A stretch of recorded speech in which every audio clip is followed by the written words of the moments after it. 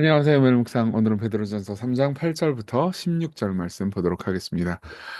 베드로는 계속해서, 그러니까, 이 순례자, 나그네로서의 삶을 강조해요. 거듭난 사람은 더 이상 이 세상에 속하지 않습니다. 그리고 이 세상에 속하지 않은 사람은 이 세상에 속하지 않은 사람처럼 살아야 되겠죠. 그게 바로 이제 새로운 삶의 방식이라고 볼 수 있는 것 같은데요. 8절부터 내용 보면서 어떻게 우리가 오늘을 살아가야 하는지 한번 생각해 봅시다.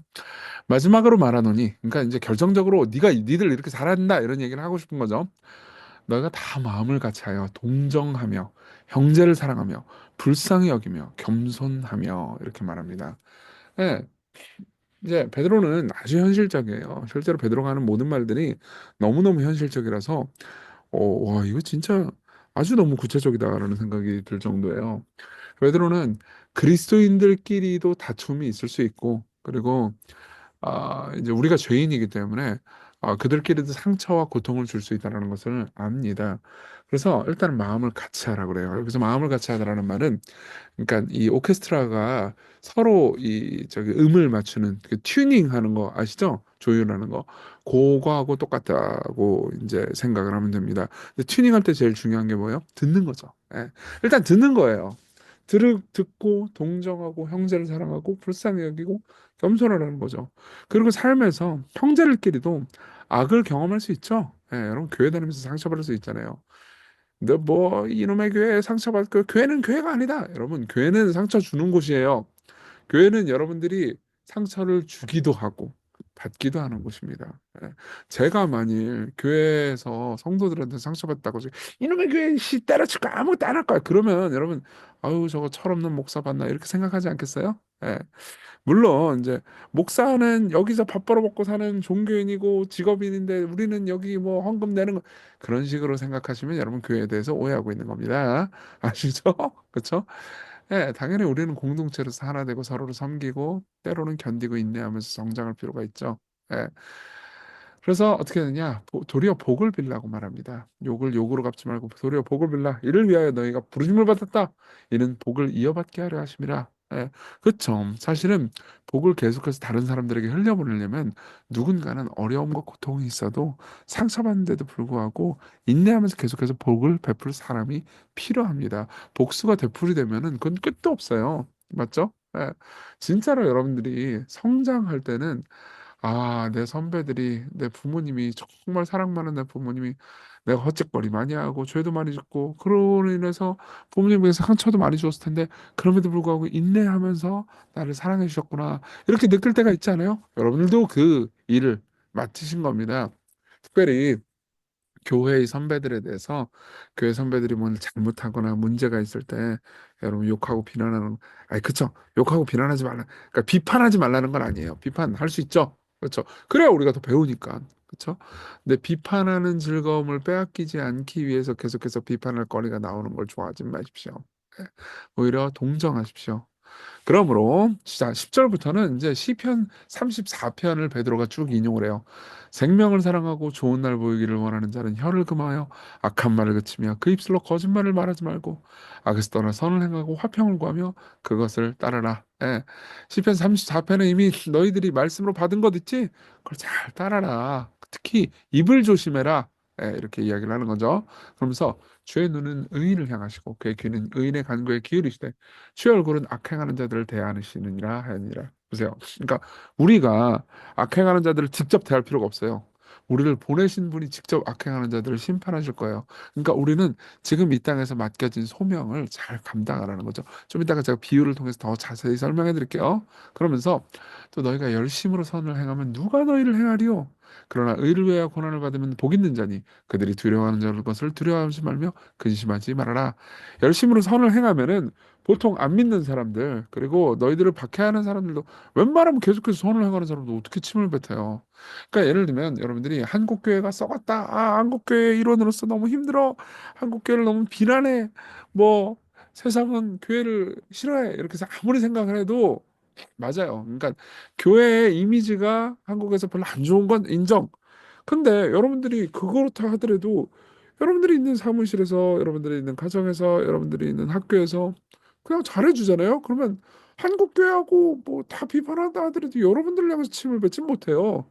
그러니까 13절에 열심으로 선을 행하면 누가 너희를 헤아리요.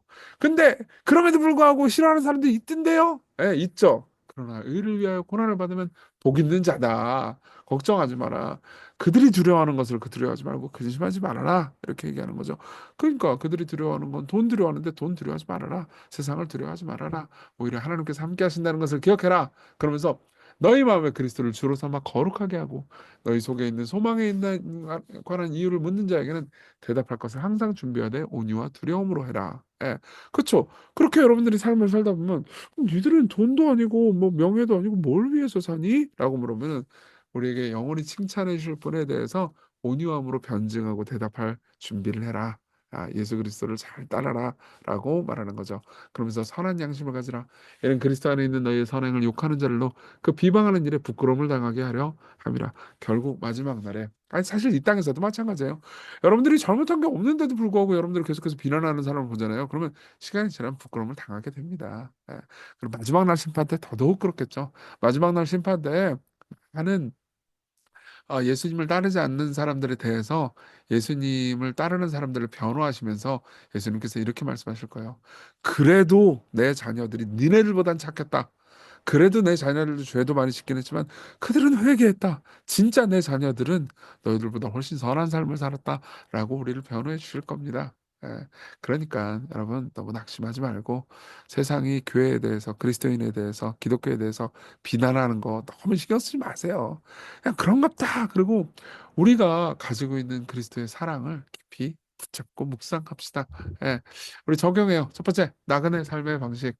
일단 동료 신자들에 대해서는 잘 듣고 조율, 그쵸? 조율하기 위해서는 들어야 된다고 그랬죠?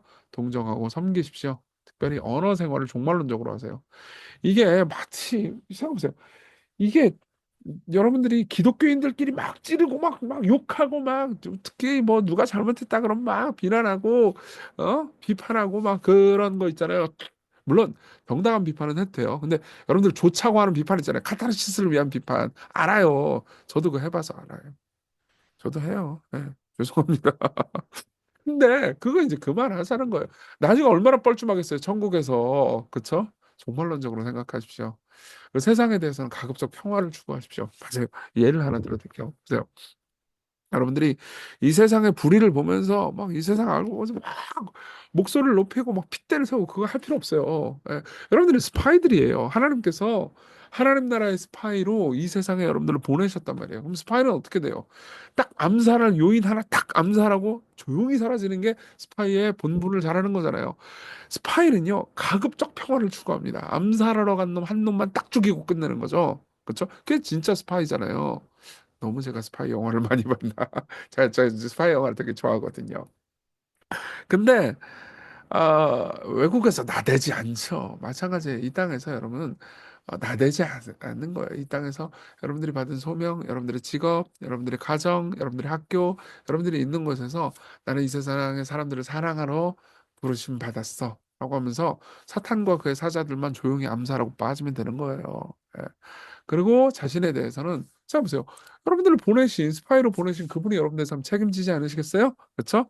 세상에 두려워하는 걸 두려워하지 말고 우리를 보내신 분 외에 어떤 것도 두려워하지 마십시오. 그리고 그런 삶을 사신 예수 그리스도를 바라보십시다. 예, 그분이야말로 스파이로 완벽하게 행동하셨죠. 이 땅에 오셔서 여러분 복음서를 자세히 보잖아요. 그러면 그분이 요란 뻑적지근하긴 했죠. 그렇지만 웬만하면 자기가 메시아임을 알리지 말라고 제자들한테 말씀하셨고 진짜 꼭 필요한 기적들, 꼭 필요한 말씀만 딱 전하시다가 십자가에서 사탄 한 번 딱 죽이시고 끝내셨죠. 그죠? 예. 그게 바로 그분이 사신 삶이에요. 그분을 따라서 삶을 사십시오. 근데 그분이 고난을 당했어요, 안 당했어요? 당했죠. 예. 그리고 그걸 너무 우리가 생각할 때 우리가 당한 고난을 그분이 당했기 때문에 우리가 당한 고난에 대해서 너무 자기연민 가질 필요 없습니다. 예. 그분이 다 아세요. 그분이야말로 억울하게 고난 당하셨잖아요. 팀케러 목사님의 설교 일부를 인용해 드릴게요. 오랜 세월 휠체어 생활을 하며 고난에 대해 누구보다도 잘 아는 그리스도인 여성 조니 에릭슨 타다는 작가이기도 합니다. 그녀는 이렇게 말했습니다. 예수는 신뢰할 가치가 있는 분입니다. 피어리어드. 논쟁 끝입니다. 마침표. 걸고 누군가 당신을 갈고리에 걸린 고기처럼 십자가에 매달았다면 그분이 고난에 대해서 최종 발언권을 가진 분입니다. 예수님 말씀하세요. 고난 중에 나를 신뢰하라. 피어리어드. 논쟁 끝입니다. 그렇게 하십시오. 자, 그분을 신뢰합시다. 여러분들을 보내신 분. 스파이가 되면 고난 많이 겪을 것 같죠? 그렇죠. 스파이 하면 중간에 전투도 해야 되고 막 어려움도 겪고 스파이 영화 봤잖아요. 그렇죠. 나그네로서의 삶을 행복하게 살게 해주십시오. 복음을 굳게 믿고 신뢰하면서 스파이로 살게 해달라고. 우리가 앞서 가신 스파이, 예, 우리의 위대한 믿음의 개척자인 예수 그리스도를 바라보면서 고난에도 굴하지 않고 오늘 삶을 살게 해달라고 기도하겠습니다.